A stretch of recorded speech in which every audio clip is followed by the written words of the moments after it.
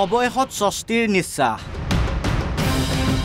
gas নিৰ্গমন বন্ধৰ পাছত বিশেষজ্ঞৰ উল্লাস অপেক্ষা এতিয়া উচিত ক্ষতিপূৰণৰ 16টা দিনে এইদৰে শিৱসাগৰৰ ভটিয়াপাৰৰ ONGC ৰিগৰ পৰা নিৰ্গত হৈ আছিল প্ৰাকৃতিক গেছ বিষাক্ত গেছ নিৰ্গমনৰ বাবে এজনৰ মৃত্যু 25 জন চিকিৎসাধীন হোৱাৰ অভিযোগ ৰেকটোত দায়িত্বত থকা SK পেট্ৰৰ বিৰুদ্ধে সাব্যস্ত হৈছিল তীব্ৰ প্ৰতিবাদ ঘটনাস্থলীলৈ গৈছিল মুখ্যমন্ত্ৰী হিমন্ত বিশ্ব শৰ্মাও ONGCৰ বিশেষজ্ঞ ব্যৰ্থ হোৱাত আমেৰিকাৰ পৰা আহিছিল 5 জনকৈ কাৰিকৰী বিশেষজ্ঞ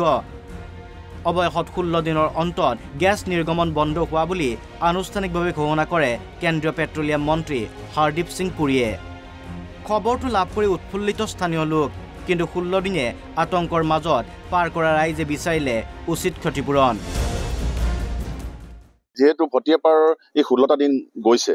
আৰু আজি 16টা দিনৰ শেষত আমি আজি এটা ভাল খবৰ পাইছো যে ইতিমধ্যে গেছ নিৰ্মাণ হৈছে বুলি কৈছে তো আমি ধন্যবাদ জ্ঞাপন কৰিছো যে আমেৰিকা যিজন বিশেষজ্ঞক আমি ধন্যবাদ জ্ঞাপন কৰিছো তেওঁলোকে আহি তেওঁলোকৰ যিখিনি কাৰ্য তেওঁলোকৰ কৰ্মত এইখিনি বন্ধ হ'ল গতিকে আমি এটা কথা ক'ব বিচাৰিছো জিলা প্ৰশাসনক আমি সহযোগিতা আগবঢ়াইছিলো আৰু মুখ্যমন্ত্ৰী মহোদয়ক আমি তেখেতৰ কথামতে আমি সহযোগিতা আগবঢ়াইছিলো আমি এতিয়া বিচাৰিছো যাতে আমাৰ লগত আলোচনা হওক ক্ষতিগ্ৰস্ত ৰাইজৰ লগত আলোচনা হৈ মত বিনিময় কৰক আৰু ইয়াত ভটিয়াপাৰত আলোচনা হ'ব লাগিব এই আলোচনা ক্ষতিগ্ৰস্ত ৰাইজে উচিত যাতে ক্ষতিপূৰণ পায় তাৰ ব্যৱস্থা গ্ৰহণ কৰিব লাগিব লক্ষণীয় হ'ব এতিয়া ক্ষতিগ্ৰস্ত লোকসকলে কেতিয়া লাভ কৰিব উপযুক্ত ক্ষতিপূৰণ ব্যুৰো ৰিপৰ্ট NB নিউজ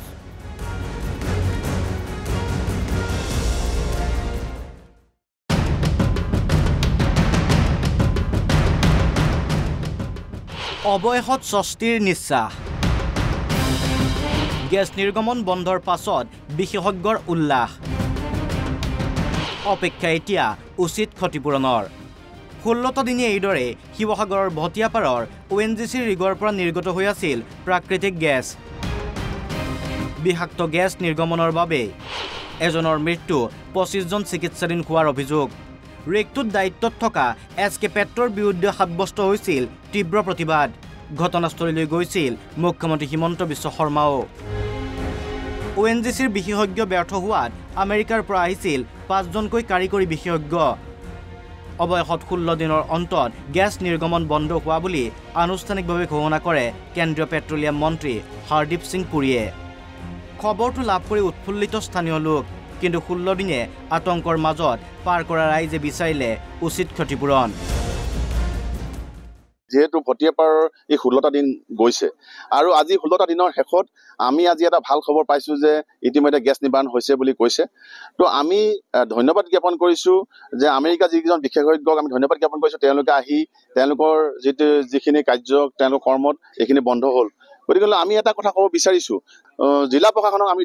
সহযোগিতা আগবঢ়াইছিলো আৰু মুখ্যমন্ত্ৰী মহোদয়ক আমি তেখেতৰ কথামতে আমি সহযোগিতা আগবঢ়াইছিলো আমি এতিয়া বিচাৰিছো যাতে আমাৰ লগত আলোচনা হওক ক্ষতিগ্ৰস্ত ৰাইজৰ লগত আলোচনা হৈ মত বিনিময় কৰক আৰু ইয়াত ভটিয়াপাৰত আলোচনা হ'ব লাগিব এই আলোচনা ক্ষতিগ্ৰস্ত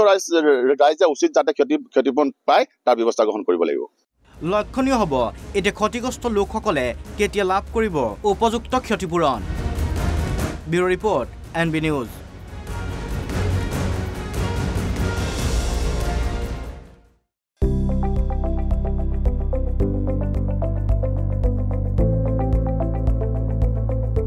NB নিউজ